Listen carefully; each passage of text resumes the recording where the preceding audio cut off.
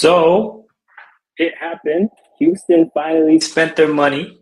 Fred VanVleet, 3 years, 130 million to Houston.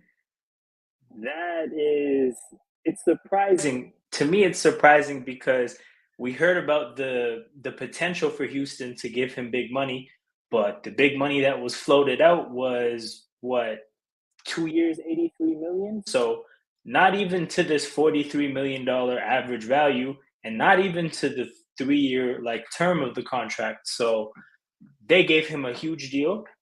I think a part of the reason that they've gone this far financially is because a lot of the bigger free agents in free agency have made their commitments already. They've agreed to their deals, and Houston has money that they have to spend, so they got to spending it, and it's gone now. So um, it was either going to be Fred VanVleet or they were going to overpay for somebody else. From their perspective, they did what they had to do. From our perspective, this is really tough for us because Gabe Vincent and Javon Carter, the two names that were floated out as alternatives to Fred VanVleet, they've signed to other teams.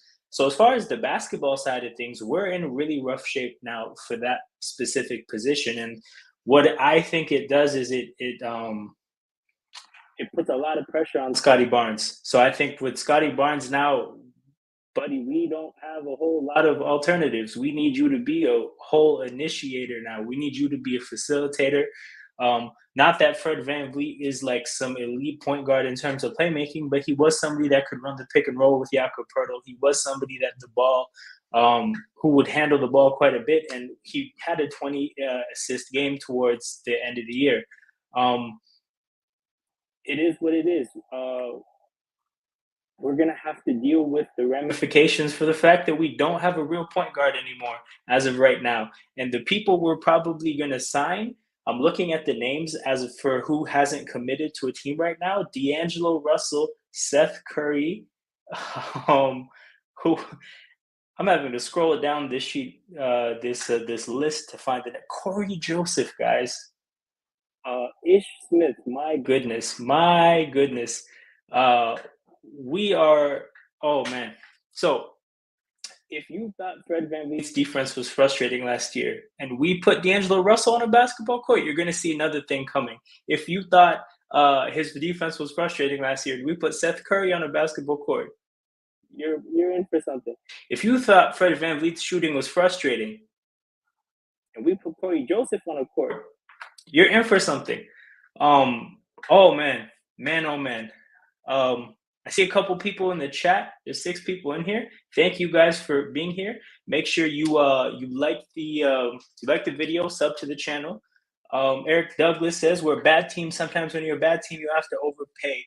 Maybe you trade for Harden. My thoughts regarding the overpay. This is how I felt. The thing is, the degree of the overpay is too harsh. Like the fact that they gave him $43 million a year for 3 years is ridiculous. And if you watch some of my other videos, I think the free agency preview, I really get, even the trade preview I did, I get into the salary situation we're in for the next 2-3 years. This contract would not have been doable for us whatsoever. We would have been pushing luxury tax, and we would have been in a situation where, if not this year, if not the next year, the year after that, we would have to make a move that really cuts salary. So at the end of the day, the degree to the overpay is crazy. And at the end of the day, we have to just deal with the fact that we put ourselves in a position where we had very little leverage. We don't have a point guard. We don't have the ability to spend like that. So the reality is not only did we need Fred, but we needed Fred on a deal. And when circumstances line up the way they did, you can run into these problems, right? Because Houston had to spend money. They're under the salary floor. So they had to get rid of 66 million. And if they didn't, they would be literally signing checks to pay the other teams. That's how the salary floor works. So they gave their money to a guy, and that's what they were always going to do. We had very little. We were in a pretty weak point in terms of in leverage. So it is what it is. Romo YYZ, shout out to you. He says, about time. We should have traded FVV during the season. At the end of the day, this is a circumstance we can't have, right? Because I think we can all acknowledge at this point that we're a team that needs talent, right? We need to get better as a basketball team. With that being the case, you have to maximize every single opportunity. Every player is an opportunity to get better, whether that player themselves get better or whether trading that player is an opportunity to acquire more talent, right? At the end of the day, when you let a player leave for nothing, this is an opportunity. Um, he could have been traded for something. It didn't have to be a lot, right? Kyle Lowry was ultimately traded for Precious Achua, who I think is cool, but like at the end of the day, it's better than nothing. Norman Powell was traded for Gary Trent Jr., right? We got guys back, we got prospects back, we got people we could hand to a coach that can develop pieces. And it's not about what we got back in Gary Trent and Precious Achua. They're also an opportunity to get better. We could one day trade them for something even better, right? An asset just left the room for nothing. And at the end of the day, when you have something like this happen in the state that we're in, you're losing value when you really need to be adding it. So that's definitely tough. You think the new coach is going to try Scotty at the point? My bro, he has to. Like, there is no alternative at this point. We have Malachi Flynn. We have what literally just Malachi Flynn is for Marquise Noel. So we have two real point guards that aren't ready to play basketball at the NBA level, I don't think, this year. It has to be Scotty Barnes and Pascal Siakam. They're going to be our initiators. They're going to be the people with the ball in their hands. And for what it's worth, it's not that that's necessarily a problem, right? But one, with that being primarily their job, they're being taken away from other situations that I think are advantageous for them, right? I don't necessarily always want Scotty being the point guard. I think there's other things off the ball he could do as a screener, as a guy in the dunker spot, as like a guy around the basket. There's a lot of other things Scotty Barnes does. If he's exclusively your point guard, I don't think you're maximizing who he is. So that's one thing. And I think the same goes for Pascal Siakam. I'm happy he's gone, though. So that's the thing, right? It's not that he was the answer. It's not that Fred VanVleet was the answer. But again, he was an opportunity to get better, and we failed. I think we should get a solid backup point guard, start Scotty at point guard. Yeah, starting Scotty is what's going to happen. And even if he's not the point guard on paper, right? So, like, let's say we get, I don't know, Seth Curry. Let's throw, or D'Lo, right? Throw some random names out. Even if they're the starting point guard, they're going to be playing off the ball quite a bit. That's just how it's going to go. So, yeah, I think regardless of what it looks like on paper and how they're announced in the pregame, Scotty Barnes is going to have the ball in his hands a lot. And this is what I started this live stream out saying, is that this is the biggest outcome of this, is that the pressure's on Scotty, right? We haven't necessarily put Scotty Barnes in a situation where he has had to be something yet in his career, right? He's always been what, the fourth or fifth option on the court when he's on the court. Like 80% of the time, that's the case for him. So um, his shortcomings don't always necessarily punish us. In with the case right now, if Scotty Barnes doesn't take strides next year, if he struggles, if he, dare I say, takes steps back for some reason, if he takes steps back, like, we're in a rough spot. We're in a really, really rough spot. Use the rest of our cap to another big who can for another big we can sorry, did I use another big who can stretch the floor? Yeah, I was gonna get into the cap next actually, so I'm gonna get that up on the screen. Bear with me. Where did it go?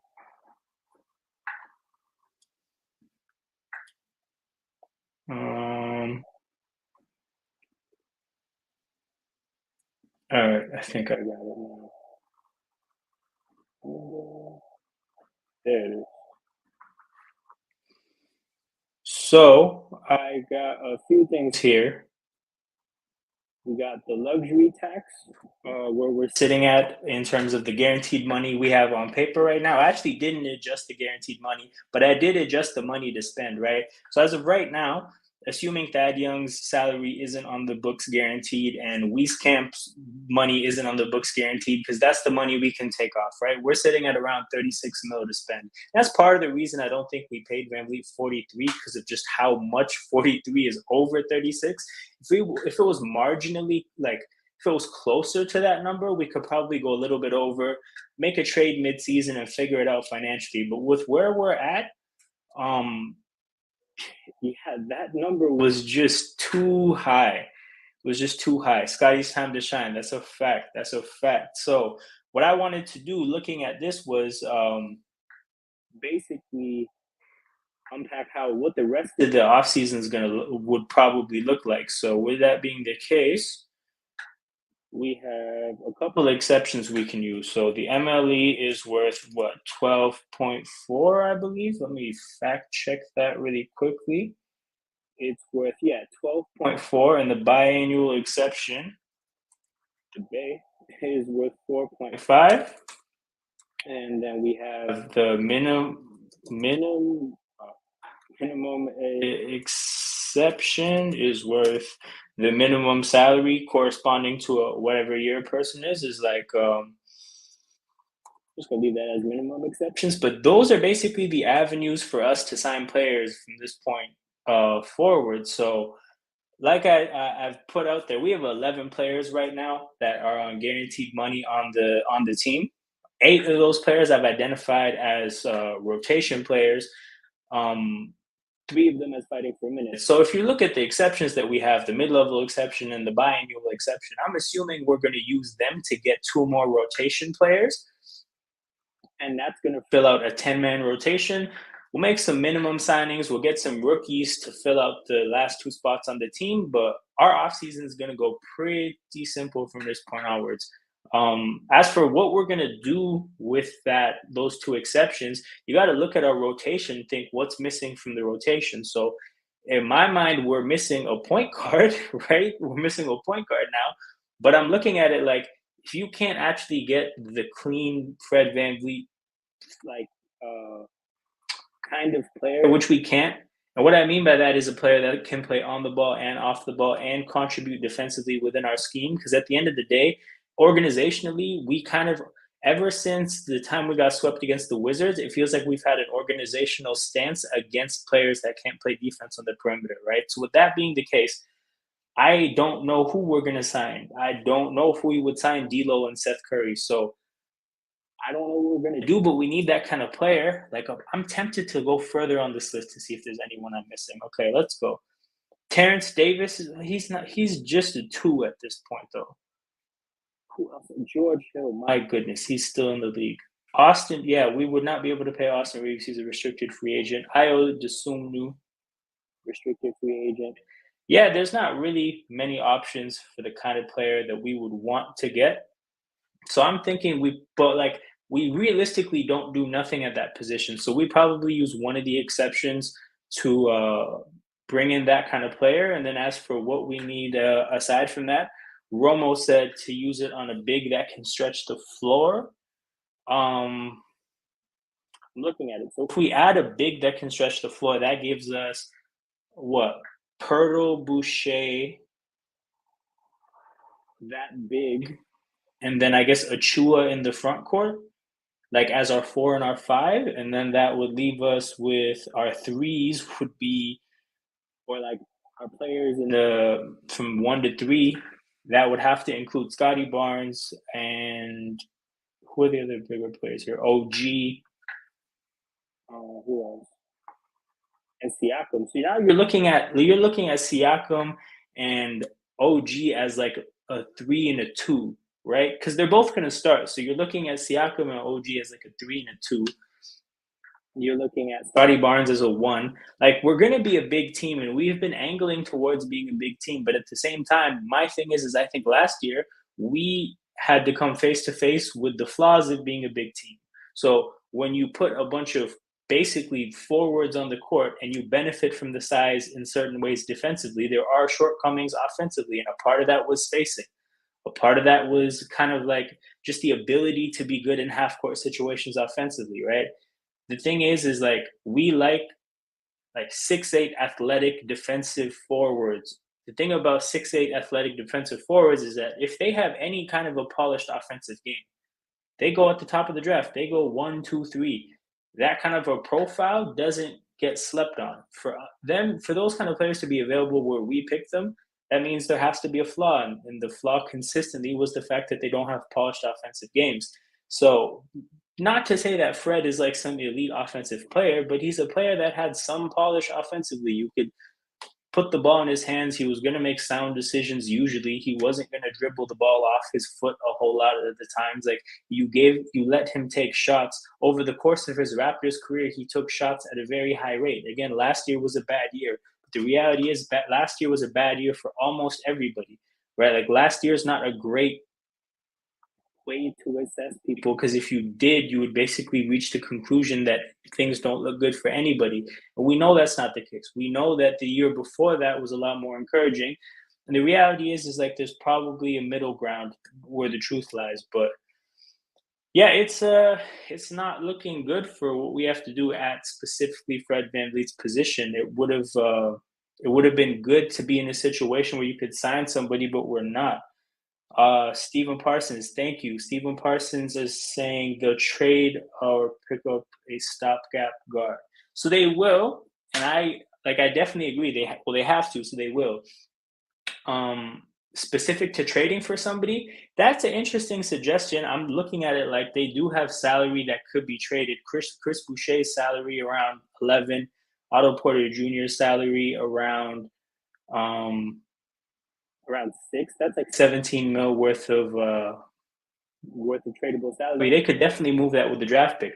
But Steven, my thing is like I think we need our draft picks, and of course, like that's a fairly common sense thing to say. I don't think anybody here disagrees with the fact that we need our draft picks. But Masai traded the picks away, so maybe he's going to trade more. But I don't think we necessarily benefit from that. Like I think we kind of just have to eat the fact that we're going to suck in that part of basketball this year and hope that we fix it in the future.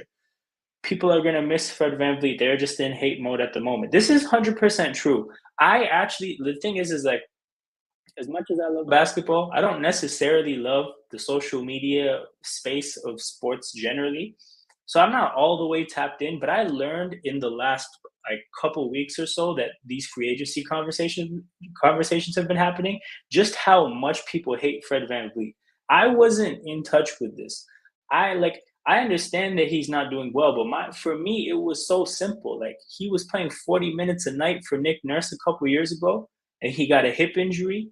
No, he had a back issue, and then a hip issue, and then another back issue, and he picked up this run of injuries, and he's just never been the same player. For me, I just understood it. Like I saw it happening.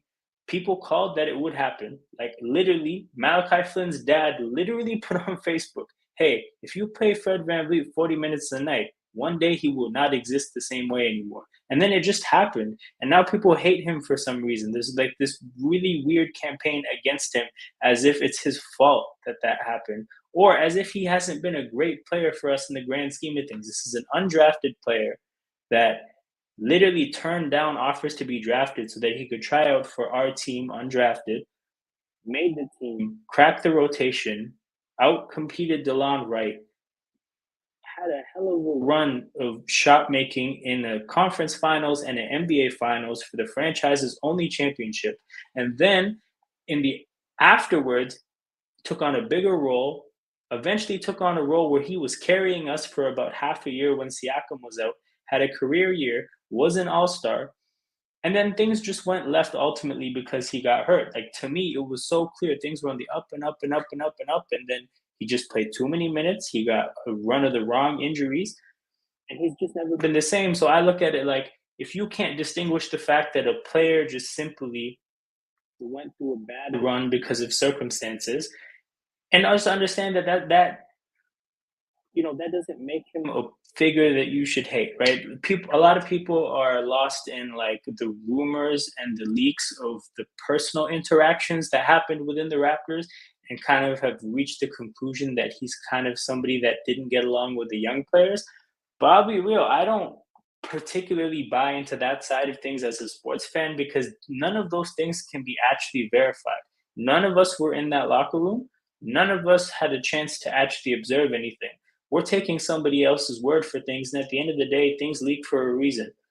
And broken telephone is a real thing. Like we don't know the reality of what happened. We can take people's word for it, but we'll never know whether they're right or wrong. We'll never know who has what bias, who misunderstood what. Like it's just a sticky situation to really like invest a whole lot in. For all I know, this is a player that put his everything into being a Raptor, and there was a big campaign against him amongst a lot of fans.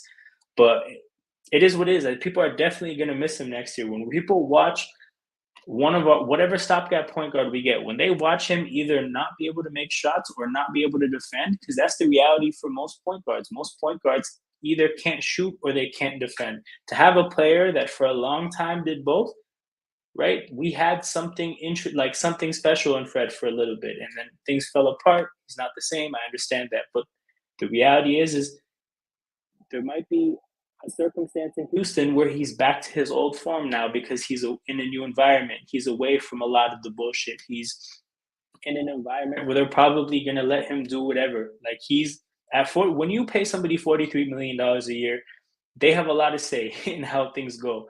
He's gonna be their Kyle Lowry, so to speak. He's gonna be a veteran player who has a lot of pull in the locker room, who has a lot of pull within the organization, and that's just how it's gonna be. Scotty Barnes going to be a PG. No, so yeah, he's going to be the point. Like, he's going to be a player that has the ball in his hands a lot. My thing is like, Zippy, I just don't think he's like a real point guard. What I mean by that is, I don't think he's somebody whose game is confined to just being the player that brings the ball up and initiates the offense and pass, like, makes a pass and it camps out in the corner or camps out at the 3-point line. Like, to me, that's a very narrow way of looking at Scotty Barnes. I think his game is much bigger than that, right? So my thing is like, there's going to be points in time where we miss having a guy who that's just what he does, because I think we're going to have to let Barnes grow into a much bigger player. Um, and like, the thing with Scotty Barnes particularly is that, as good as he is, his court vision is really good, and his knack for knowing for knowing the pass and the right pass in the court, right? His ability to do that is great, but he's not a good ball handler yet at all. Like, his handles are stiff and slow, and it's just the biology of being a big human being, right? The act of dribbling a basketball is a ball is bouncing higher, a ball is bouncing from longer distances because he has a bigger frame, right? Like, it's harder to be agile at a bigger size. So these are things that, like, I think they can't really be replicated by a person that big. Not to say that that's not like something that's going to make him a less effective player, but at the end of the day, look at LeBron, right? Like, Hall of Fame tier point forward, we could say, but it's not like LeBron was the point guard of his team. He had point guards with him, and he had the ball a lot. But the whole thing about playing next to LeBron was, you need a point guard that can play on and off the ball, who can do the point guard thing when necessary, but can also play off the ball when the ball is in LeBron's hand. The same kind of dynamic is going to have to be at play with Scotty Barnes. I think. I don't think he's the actual point guard. He's going to be the person who has the ball in his hands a lot, but there's going to be times where he's going to do non-point guard stuff, and I think that's going to be necessary for getting the most out of Scotty Barnes, and consequently, it's going to be necessary for us to have another point guard. I don't think we need to have like a bunch of them. Literally, we just needed one, and I think Fred. Like, if we had Fred, I wouldn't be sitting here saying we should get another point guard. But yeah, I just like I think if we put out a lineup that is like, let's say, Scotty Barnes, Pascal Siakam, OG Anunoby, Grady Dick, Jakob Poeltl, right? Let's say we put that lineup out.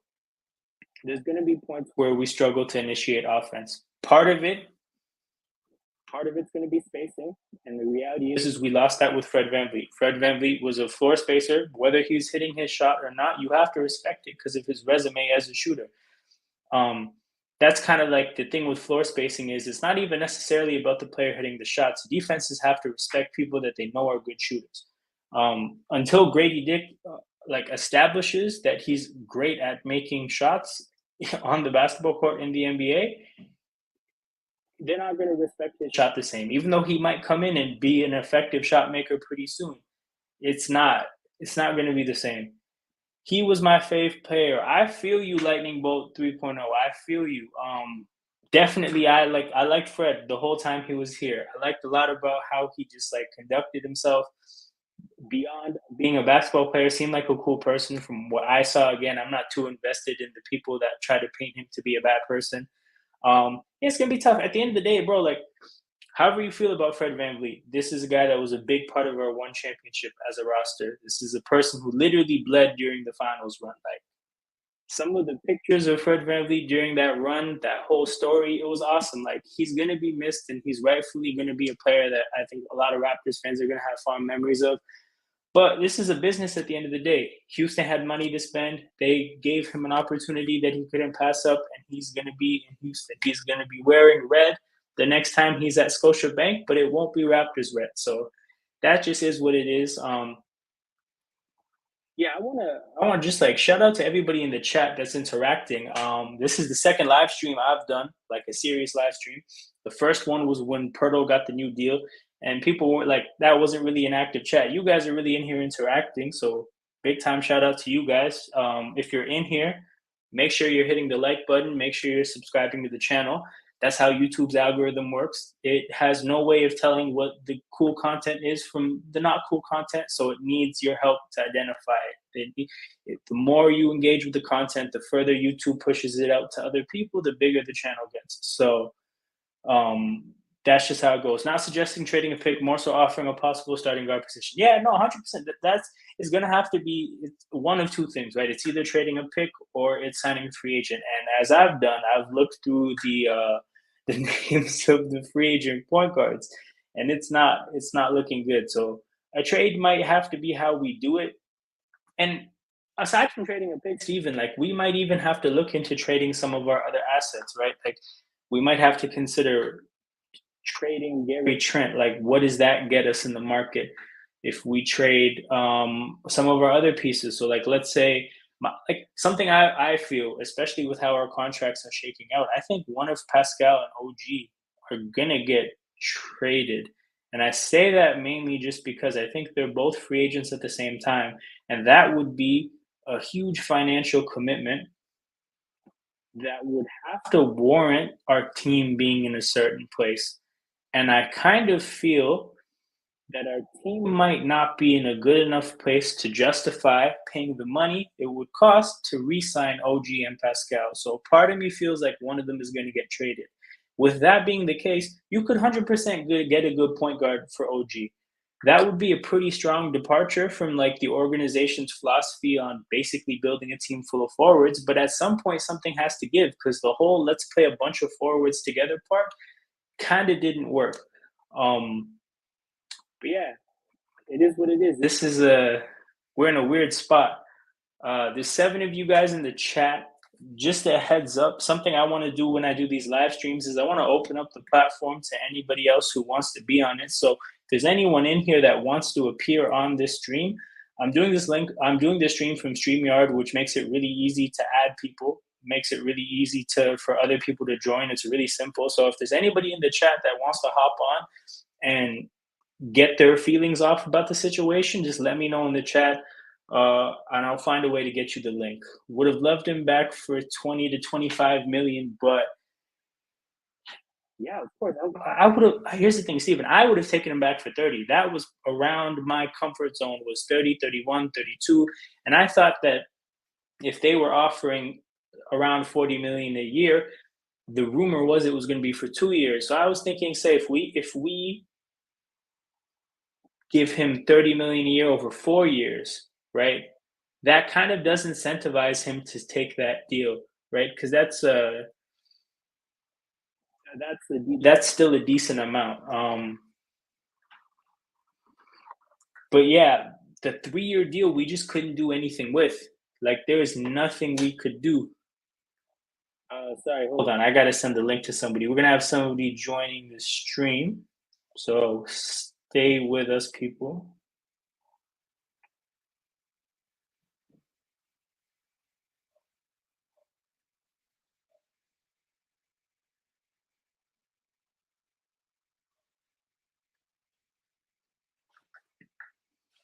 All right. But yeah, man, I did not think it would be like this. I said this in the last video I did, last 2 videos, the free agency preview and the trade preview. I did not think it would be like this. I did not think that Fred VanVleet would leave or Pirtle would leave. I thought they were both going to be back. Um, I don't know if you guys watched the documentary that Fred VanVleet put out about his last free agency, but the circumstances of his last free agency were basically that he had a bunch of suitors at the beginning, but then everybody looked towards other things in the middle of free agency, and he basically had nobody but the Raptors to choose from at the end. So I kind of figured that something similar could happen because I didn't necessarily see a situation that made sense from him in terms of the teams that I think could use him on the basketball court didn't have the money, and the teams that had the money, I didn't understand what they could do with him on the basketball court. Honestly, I don't have no idea what Houston's doing on the basketball court. I understand this in terms of getting a leader, getting a mentor, getting an adult in the room, somebody who has experience, somebody who's going to have a voice that means something. I understand that part of it.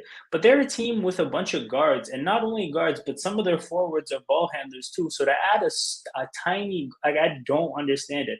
That's part of the reason I didn't think Houston would pay up like this. It just made no. I don't understand it from a basketball standpoint, but it is what it is. People make these kind of decisions. Eric Sterling says you still have a Dennis Schroeder out there, also D'Angelo Russell. So you do. I actually missed the Dennis Schroeder name completely when I was looking at the list that I was looking at. But yeah, we do have these options. And the reality is, I would still take one of them as opposed to not taking them. But it's just tough because those are players that have such clear weaknesses in terms of just what they do defensively. Like D'Angelo Russell, we saw he was basically, they couldn't play him against Denver, and of course Denver, that's like the highest test in basketball because Denver is an amazing team and they can punish teams so many different ways. So failing the Denver test isn't like a crazy indictment on you as a player, but at the end of the day, yeah, we they couldn't play D'Angelo Russell because he was too big of a defensive liability. Now Dennis Schroeder, because he's a bench player, he was almost hidden from having to be subject to that test because he wasn't playing minutes the way D'Lo was supposed to play minutes. But yeah, like these are players that you're gonna put on the court.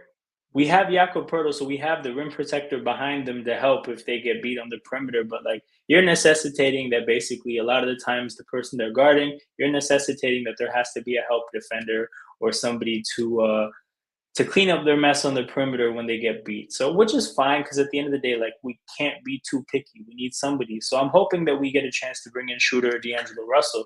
But yeah, I don't know. It doesn't necessarily excite me. And then also for me as well, I like to look at things two ways. I like to look at things through my lens, and then I also like to look at things through the Masai's lens, because as much as, of course, like I have my own feelings, a part of me is just looking at it like I also want to just like put myself in the team's shoes and understand what their vision is and understand what they're trying to execute. D'Angelo Russell and Dennis Schroeder are very against what this team was trying to execute the last 2 years, right? The whole vision 6'9", we're going to put a bunch of athletic defenders with good size and good wingspan. We're going to play a hyper energetic defensive scheme where we try to generate a lot of turnovers, all of that, right? Dennis Schroeder and D'Angelo Russell is very not that, right? They are, um, as a profile of an athlete, are very far removed from the kind of profiles of athletes we were putting on the court before. So again, it's fine if you include them in the team, but like I'm then looking at Masai like, well, what's the vision and what are we doing? So, people in the stream, I have a guest with me. He can't be here for too long, so we're gonna give him the floor. We're gonna let him get all his thoughts out. From the YouTube channel Basketball Rewind, I have Kenya with me. Kenya, welcome. Hey, how's it going? Can you hear me? Don't think we can hear you. You can't hear me. Okay, 1 second. People in the chat, is his audio okay? Can you hear me Oh, now? hold on. I think you were muted. It says here. It says I tried to unmute your mic and it says you can't unmute because their mic isn't connected. Okay, 1 second. Let me try this one more time. I'm sorry about this.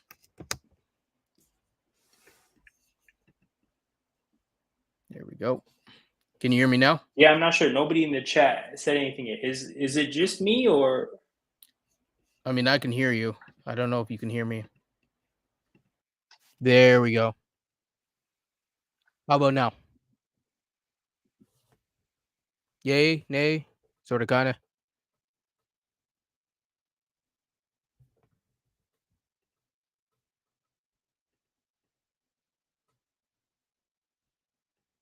Okay. Yeah, you're good now.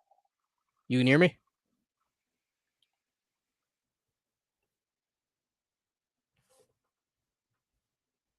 Okay.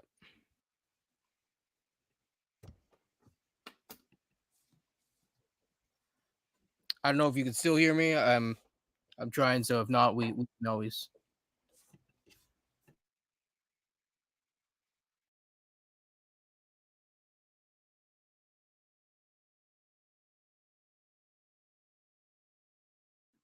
Yeah, I guess not. I don't know. I heard your voice for a second and then it went away. What about now? I can't hear anything. It might be an issue on my end. Okay. I'll try one more time. Live technical difficulties, people. You can hear Okay, me now? Eric's saying he can hear both of us. It must be an issue on my end. I'll try to figure out on my end. Kenny, and the floor is yours. Okay. I don't know if you can hear me well or not. I guess we'll try one more time. Is that better? Can you hear me?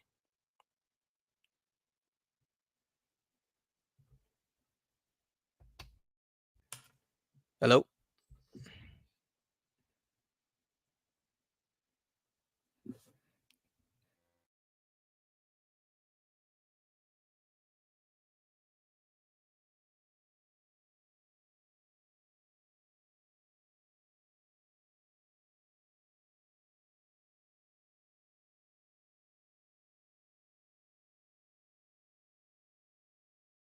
Can you hear me?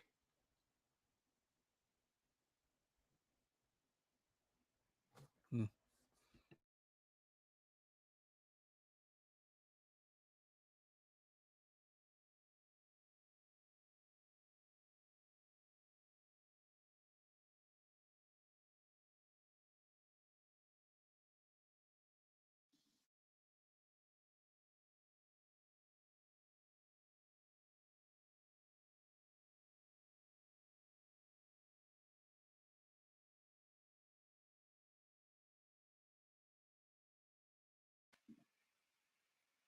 Okay, I think I figured it out on my end.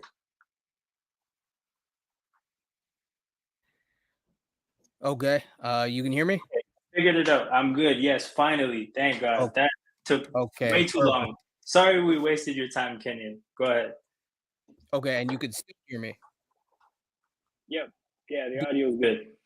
do I sound high pitched or anything strange? No, no, everything's solid. Everything's solid. Welcome to the platform. Thank you for being here. Kenyon's been really supportive of this whole thing for me, so I'm happy to finally get a chance to talk to him and have him on the platform. Yeah, I won't say too long because I really shouldn't tonight. But what have you covered so far? I don't want to go over too much. Oh wait, hold on. We completely missed this. The Raptors signed Dennis Schröder. Well, I missed Yep. this. Yeah. Wow. Okay, cool. I didn't know if you talked about that yet. So So I was 26 I million was on over stream. two. I was on stream. Okay, so yeah, I just went through basically everything Van Vliet related. So I went through what we're missing with him not being here. This like what we can reasonably add. Now we have Dennis Schroeder, so we've added something. Go ahead. Yeah. So I mean, first of all, we still have the mid-level exception. I'm assuming, unless they use the mid-level exception on him. But either way, you assume that they're they're not using the mid-level exception on Schroeder because it works out to be 13 per year, I'm assuming. So the Um reason it's a mid level is because I think it could be 12.4 and then like an increase for the second year, and then it adds up to it 26 in total. yeah, like it's possible, but it wouldn't be a good use of like what's left, right? Because I it'd be agree. smarter to use the mid-level exception after. But we'll see, right? So that's the Yeah. first thing is you already have the thing that I like about this is that they didn't wait forever. They made a move right after because you Yeah. see free agents are going real quick. No one's waiting. So the fact that they didn't have to wait another day, and then the typical Raptors, we don't know what's happening, and then you end up with like no offense to him, but an Aaron Baines type of situation. I think that's really good. 100%. In terms of the Fred thing, I know a lot of people are celebrating, saying, "Oh, Masai." I wouldn't give him too much credit here. I think that there was a leverage play because people forget that we were flying out to Los Angeles today to talk to him right before free agency. So we just got outbid. I'm okay with it because it forces Masai to make moves that he maybe wouldn't have done otherwise. I have some ideas, but yeah. So that's kind of my thoughts. Yeah, I agree, because now we have to find a long-term solution, right? We can't continue to run from the fact that we missed on the point guard position a lot. Like, you could say that we didn't get what we expected from DeLon Wright. We didn't get what we expected from Malachi Flynn. We found gold in Fred VanVleet, but ultimately that wasn't like, I don't think we planned to get what we got from Fred VanVleet. We just gave somebody a chance who had like great intangibles and was willing to put his everything behind improving as a basketball player. But when what we've actually tried to get from the point guard position, we haven't done too well with. Post, I think, acquiring Kyle Lowry. I guess maybe you could say Gravis Vasquez Lewins, however you feel about those Yeah, but players. But we that's haven't done well. going way, Yes, way yes. back, right? So, Right. So we yeah, have to get this right now. We can't afford to have these like stopgap solutions for so long. We have a young core. We have an opportunity to have a young core grow together. So, uh, if you have Scotty Barnes and Koloko and Grady Dick and this core that you're building of a certain age, Gary Trent, all these players, if you have an opportunity to add somebody that's genuinely good to that core, then they have an opportunity to grow together as players long term, right? So that's something that I think the pressure should be on for them. yeah. I think also just to plug you a bit, you did a really good job of breaking down why not a rebuild. Yeah, And so people should definitely check that video out. I thought it was a really good job of like outlining why full rebuilds, where they say almost like you rip it down to the studs. Maybe that's not necessarily the best idea. Um, and so for people out there that are like, oh, Pascal Siakam's next, I don't necessarily think so. I think you lock him down right now, and there are moves that they can make. I think that there are smart moves. It's going to be a little bit tough. We're probably yeah, not going to be competing this year, so people have to accept that. But that yeah, doesn't mean that you can't, like, there's a 2-year window, especially this year, before the new TV deal kicks in and the teams really truly understand what's going on with the CBA. I think yeah. there's that window, and now's the time to really be more progressive with your moves. So yeah.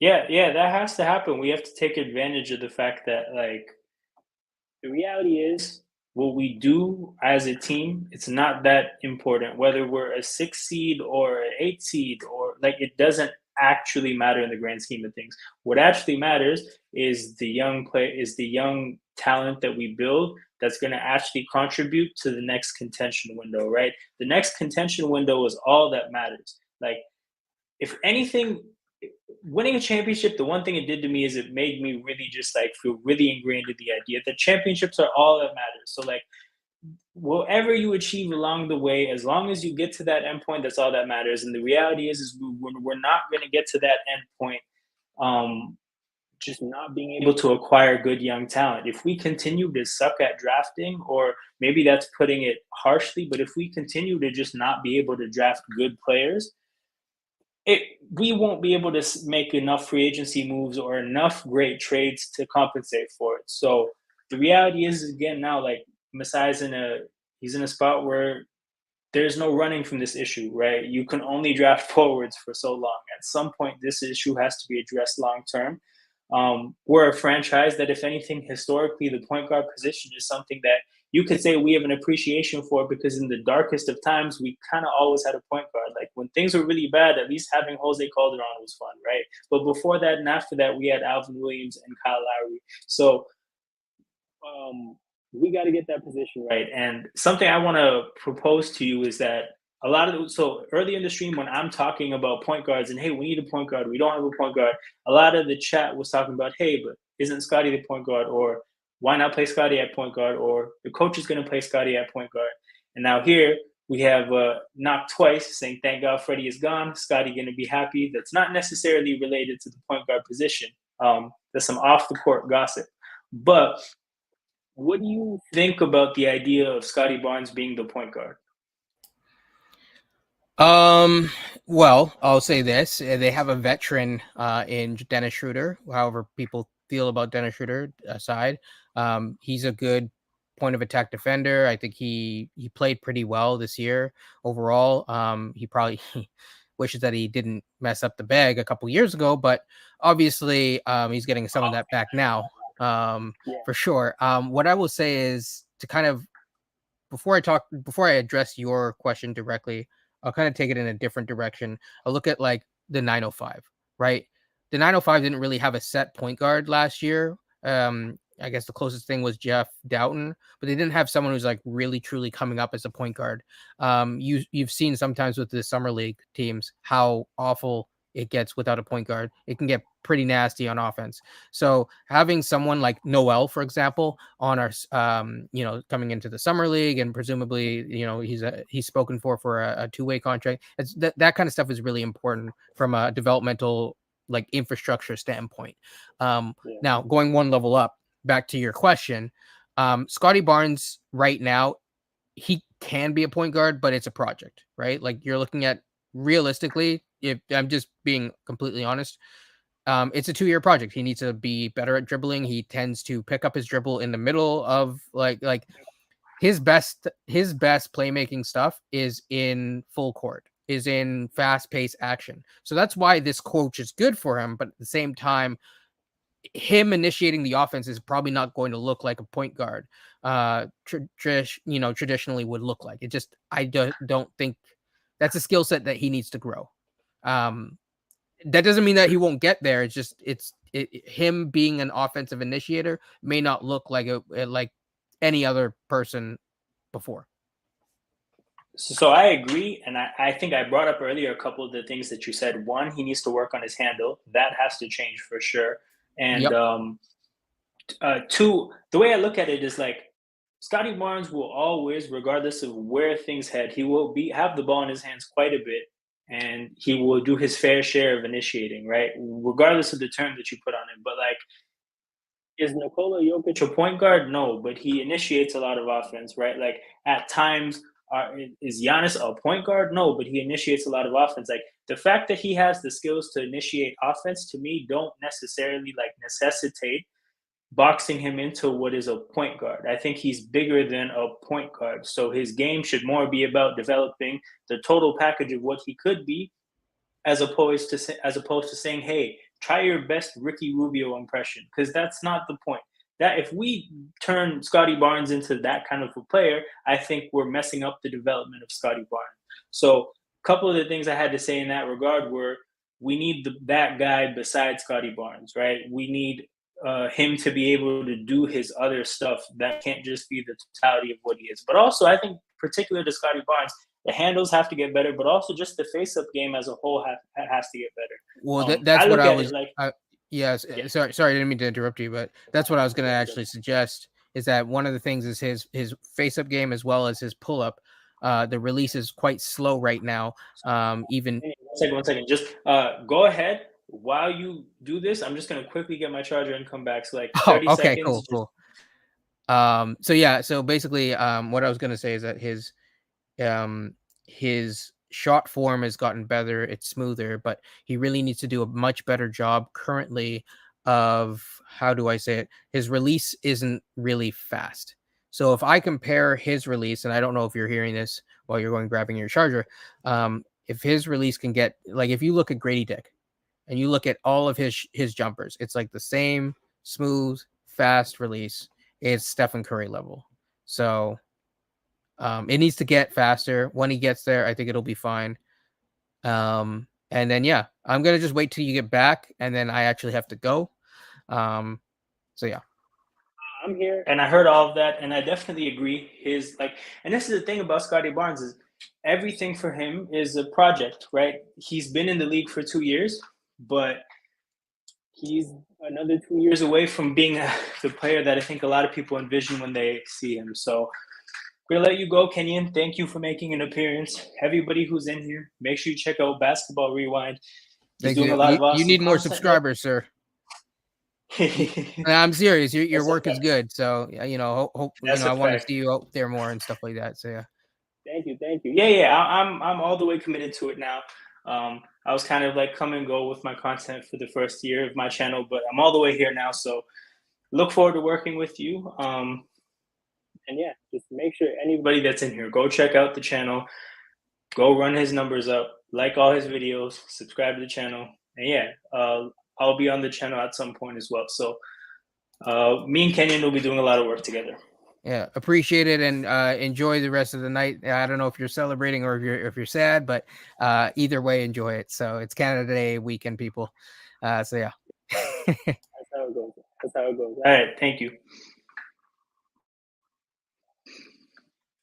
Yeah, so I had something to say, slipped my mind, but I'm gonna go to this. Eric Sterling says you can make a trade with the Orlando Magic for one of their guards. So, quick question, Eric. I think you've mentioned it.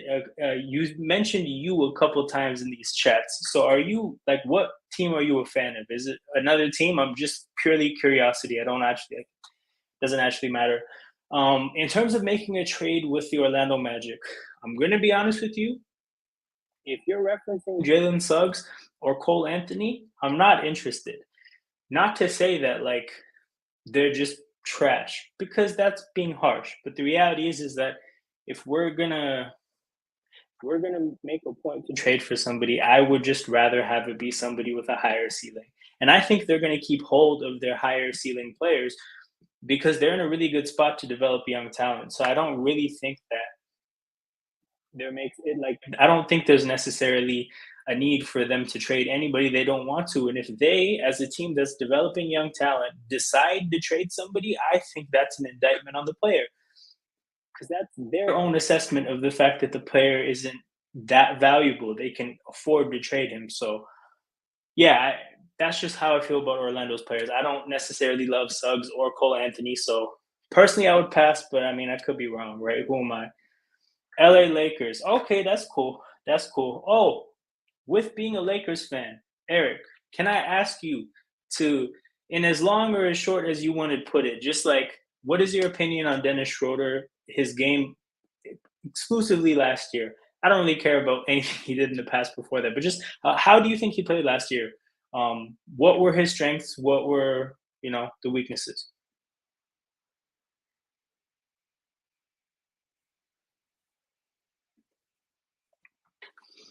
And while Eric gets to that, yeah, looking at the outlook as a whole, I updated the cap sheet up here to show that the mid-level exception is gone, and the rotation players, we have 9 of them now. So we basically have our whole rotation, aside from maybe one player. And the thing about the biannual exception is the way it works is if you use it 1 year, this is the $4.5 million exception that we have left to spend. If you use it 1 year, you can't use it the next year. So it's not always used by teams. A lot of teams tend to look at it like an emergency. So if need be, if you need to make a move, you have that available. But like if you're not in that circumstance, you can afford to just leave it for the next year in case you need it next year. So we might not even add a player with the biannual exception. That might go completely unused, and we might bring some players in for cheap and essentially have a competition. Because if you look at the players fighting for minutes, as I have it, Malachi Flynn, Christian Coloco, Otto Porter Jr., they could play. Like conceivably, they could all have a good enough offseason to where they could play. Otto Porter Jr., for him, having a good offseason is just getting healthy because that's the issue with him. But Coloco and Flynn could take strides to the point where they're in the nightly rotation. Somebody else that get signed for a minimum salary, they could potentially play as well. So we might not even necessarily make another corresponding move. So that's for that. So this might just be the end of the offseason as far as moves go. Eric says, I think he outplayed Russell defensively. He will help you guys, so I will miss his defense. Plus, he can make clutch shots. Okay, so you and Kenyon both mentioned at this point that Kenyon mentioned point of attack defense. You've mentioned he outplayed Russell defensively. I will miss his defense. So I guess his defense is actually good. My question is, was his defense good in the context of guarding people his size only? Because that's my whole thing with players like Dennis Schröder is that it's one thing to be a good player defensively against other players that are tiny guards. But if you get switched out to somebody bigger than you, can you hold up? And I think a great example of that was Kyle Lowry, right? Yeah, he's 6 foot flat, but if he switches out to a bigger player, he could hold his own. Like he wasn't a player that just got bullied if he got switched on to a bigger player. So that's my concern with players like that. A player like Fred VanVleet, if he gets switched on to a bigger guy, it's not that he could necessarily hold his own in terms of not getting bullied, but his hands were so active that a lot of the times he could take advantage of the fact that a bigger player maybe doesn't have refined dribbling ability and he would get steals. Like that was his way of kind of bailing himself out of being in a mismatch in terms of size. So we've had two small guards that were good at making the most of um, size mismatches by getting their themselves out of it one way or another, right? Can Schroeder do that? Like, will he? How will he fare in those situations? That's a question that I would ask that I actually don't know the answer of because I have watched a handful of Lakers games, but not close enough to particularly notice those situations. I'd be curious as to how that works. All things considered, if he's generally a good point of attack defender, that is good because if he can just hold his own in most situations and we don't necessarily have to double team and Pirtle doesn't necessarily have to be like active as a rim protector, I think that's better for us. Because the reason is, I think one of the things that was bad for us defensively last year is just how aggressive we were. I thought we should have been more conservative. I thought we gave up a lot of good shots in the name of just being an aggressive defense that's trying to take the ball from the other team. And in doing that, it's like it's a boom or bust way of playing. You either succeed and you completely disrupt the other team and get the ball from them, or you fail and you give up a good look. I wanted to just have us be a little bit more conservative because the thing is that that kind of boom or bust scramble form of defense, we willingly chose to do that. Teams can force you into playing that way if they're consistently beating your guys on the perimeter. So I look at it like because I specifically want to see that change in how we play defensively. The idea of us getting a D'Lo or somebody like that who's just constantly getting cooked on the perimeter defensively, that would have put us almost in the same circumstance, except we wouldn't have been doing it ourselves. We wouldn't be actively deciding to do it. The other team would be forcing us to be in that scramble mode defensively. I just don't want to see that. So if Dennis Schroeder can hold his own defensively on the perimeter, uh, we're in good shape. So yeah, I'm happy to hear that. Eric says he can because he guarded good against guys like Morant and Tyus Jones.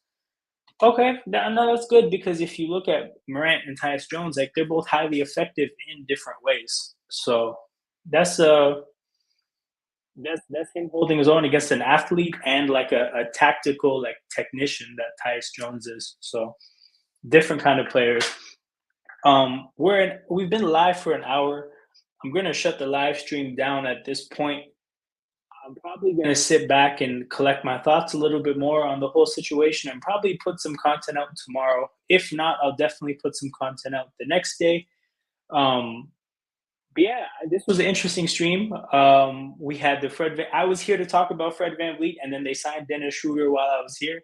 That's the beauty of live content. Things happen on the fly. You get to hear people's thoughts that are just off the cuff. And I plan to give you guys a lot more of that. So if you're in here right now, you enjoyed the content, make sure you're liking the live stream, physically pressing the like button on the stream, subbing to the channel. These are the kinds of engagement that YouTube's algorithm picks out and says, hey, this is cool content. I need to spread this to other people. And that's how channels get bigger. That's how essentially that's the thing that's going to help me make more content. So if you guys enjoyed I'm going to be giving you guys more and more of this. We're going to have more and more guests. Me and Kenyon are going to be doing a lot of work together. And yeah, so you tuned in. Make sure you're liking the video. Make sure you're checking for the channel. When I go live, I tend to leave 5 minutes at the beginning to let people pour in. So, if you get the notification when you're subscribed, you have an opportunity to join live. If not, you might miss the live streams and have to watch them back at the end. So make sure you guys are tuned in. Make sure you guys watch for the channel. Lots of content coming out this month. And yeah, I appreciate you guys for being here.